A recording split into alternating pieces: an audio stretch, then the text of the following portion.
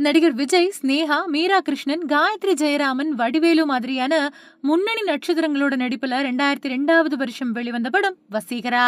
இயக்குனர் செல்வபாரதி இயக்குன இந்த படம் வெளியான சமயத்துல கலவையான விமர்சனங்களை பெற்று தோல்வியை தழுவிச்சு.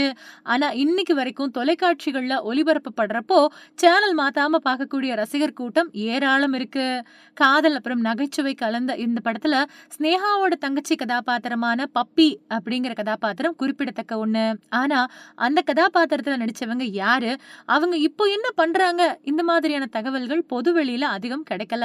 கிடைச்ச சில தகவலின்படி பப்பி கதாபாத்திரத்துல நடிச்சவங்களோட உண்மையான பேரு ஆர்த்தி. அது மட்டும் இல்லாம அவங்க பிரபல நடிகர் எல்ஐசி நரசிம்மனோட பேத்தி ஆவாங்க. எல்ஐசி நரசிம்மன் பல படங்கள்ல வில்லனாவும் குணச்சித்திர நடிகராகவும் நடிச்சு பிரபலமானவரு. இந்த தகவலின் மூலமா ஆர்த்தி ஒரு திரை குடும்ப பின்னணியை கொண்டவங்க அப்படிங்கிறது தெரிய வருது. அது மட்டும் இல்லாம நடிகர் விஜயும் ஆர்த்தியும் நெருங்கிய உறவினர்கள் அப்படின்னு சொல்லப்படுது.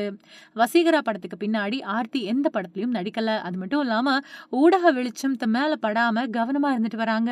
அவங்களோட சமீபத்திய புகைப்படங்கள் கூட எங்கேயுமே கிடைக்கல. இது அவங்க திரையுலகத்துல இருந்து விலகி தனிப்பட்ட வாழ்க்கையில கவனம் செலுத்துறாங்க அப்படிங்கறத காட்டுது. வசீகரா படம் வெளியான சமயத்துல பப்பி கதாபாத்திரம் ரசிகர்களால கவனிக்கப்பட்டுச்சு.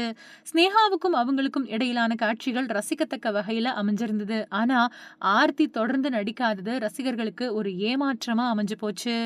சினிமாவுல சூர்யா ஜோதிகா ஜோடிய மாதிரி சின்ன திரையில சஞ்சீவ் ஆலியா மானசா ஜோடி ரொம்பவுமே பிரபலமானவங்க. ராஜா ராணி சீரியல்ல இணைஞ்சு நடிச்ச இவங்க நிஜ வாழ்க்கையிலயும் ஜோடியா மாறினாங்க. சமீபத்திய பேட்டி ஒண்ணுல அவங்களோட காதல், மதமாற்றம் அப்புறம் பிரேக்கப் பத்தி பல்வேறு சுவாரஸ்யமான தகவல்களை பகிர்ந்துகிட்டாங்க. ஆலியா மானசா முஸ்லீமா மதம் மாறினது பத்தி பல வதந்திகள் பரவுச்சு. அவங்கள கட்டாயப்படுத்தி மதம் மாத்திட்டதாவும் நெற்றியில பொட்டு வைக்க கூட அனுமதிக்கிறது கிடையாது அப்படின்னு சொல்லப்பட்டுச்சு.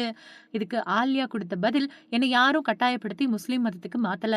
நானா விருப்பப்பட்டுதான் மதம் மாறினேன். என்னோட குழந்தைகளுக்கு எந்த மத குழப்பமும் இருக்கக்கூடாது அப்படிங்கிறதுக்காக என்னோட கணவரோட மதமான இஸ்லாமிய மதத்துக்கு நான் மாறிட்டேன்.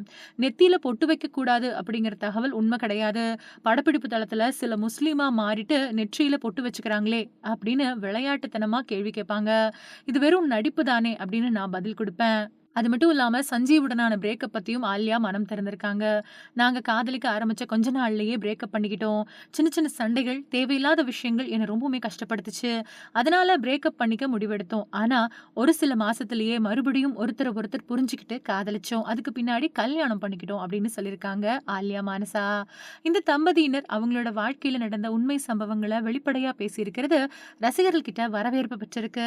மதமாற்றம் அப்படிங்கிறது தனிப்பட்ட விருப்பம் அப்படின்னும், காதல் உறவுகள்ல சண்டைகள் அப்புறம் பிரிவுகள் சகஜம் அப்படின்னும் அவங்க சொல்லி இருக்கிறது நிறைய பேருக்கு புரிதலை ஏற்படுத்தும்.